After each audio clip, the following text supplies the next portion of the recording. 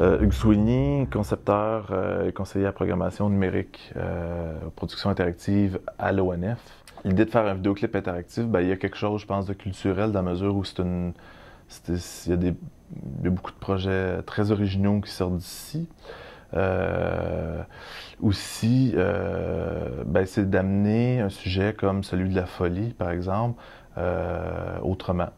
Fait que par une expérience sensorielle, par une expérience intime, une relation entre une personne puis une interface. On a décidé de travailler ça avec Malajube parce que c'est un groupe, pour plusieurs raisons, c'est un groupe qui... la rencontre entre des images de 70 ans de l'ONF, parce que tous les contenus vidéo de l'expérience viennent des archives de l'ONF, la rencontre entre Malajube et ces images-là, c'est un peu une façon aussi de marquer le présent et le futur. Malajube, c'est un groupe qui aborde la folie d'une façon subjective et très particulière dans ses textes, qu'il ne fait pas de manière littérale, mais de manière plus, si on veut, suggérée ou très personnelle. Parce qu'on voulait pas faire du patate-patate. On voulait pas dire folie et voir la folie nécessairement. C'est un projet assez complexe dans la mesure où le mot est... Tu sais, ce projet-là a été vraiment monté... Tu me posais la question tantôt, tu sais, d'où c'est venu.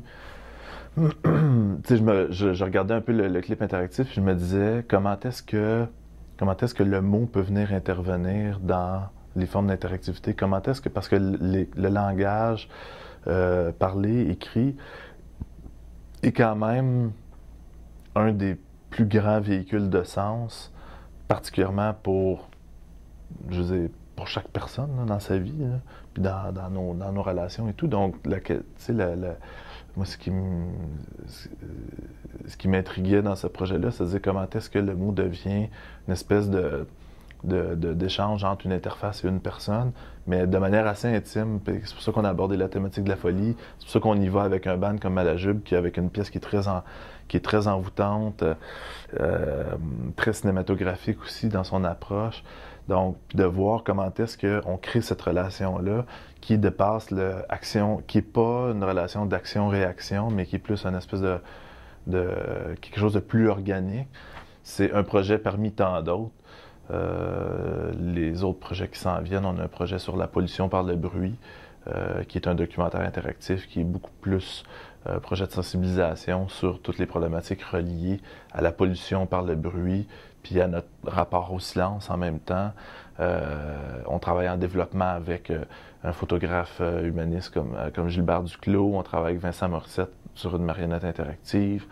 On travaille avec Myriam Véraud et Alex Leduc, Myriam a réalisé à l'Ouest de Pluton. Alex fait partie du collectif Atelier 288 sur un projet sur la façon dont les nouveaux modes de communication changent nos relations interpersonnelles. Donc, chaque projet a une personnalité propre, comme le reste de la production à l'ONF. L'ONF renoue avec ses racines d'une certaine façon. Là. Dans son histoire, ça a souvent été un haut lieu d'innovation. Ce qu'on vit en ce moment ressemble beaucoup à la fin des années 50, c'est-à-dire, si tu prends à la fin des années 50, arrivée de la télévision, nouvelle classe créative, gros changement démographique, les gens s'approprient le média. Ce qu'on vit avec le web en ce moment, je veux dire, la TV, ça a quand même été une forme de démocratisation des médias. L'arrivée du web amène ça aussi, particulièrement le web 2.0, particulièrement la participation des gens, la façon d'engager les gens. On vit quand même dans une société où une personne sur 5 n'est pas née ici, dans notre pays. Donc, la démographie vraiment a changé autrement. Donc, puis il y a toute une nouvelle classe créative, je veux dire, un designer web. C'est quoi la place d'un designer web, par exemple, à l'ONF? Ou même un développeur. Donc, c'est des nouveaux métiers. Puis c'est une façon aussi, surtout, d'engager un dialogue avec le public.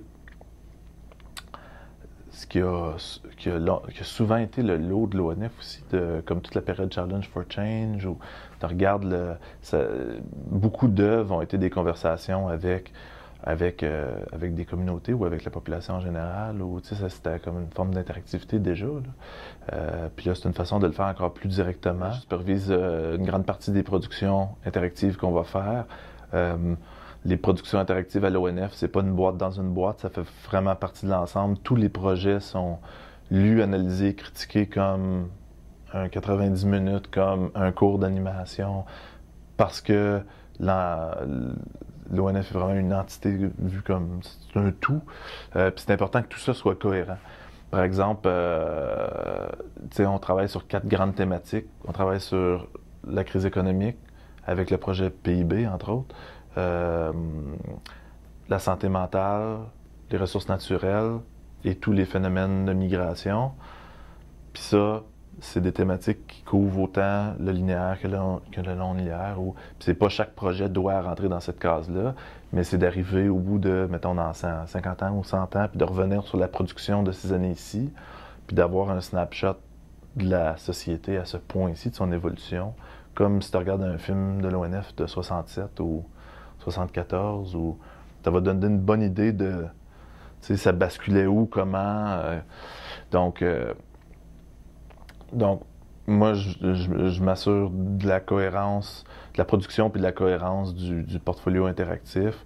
On va en faire des petits, des moyens, des gros. Malajube, ben, c'est gros à faire, mais c'est comme un moyen. Si tu veux un gros, c'est PIB. On n'en fera pas des tonnes comme ça non plus parce que c'est très exigeant sur le point de vue de la production.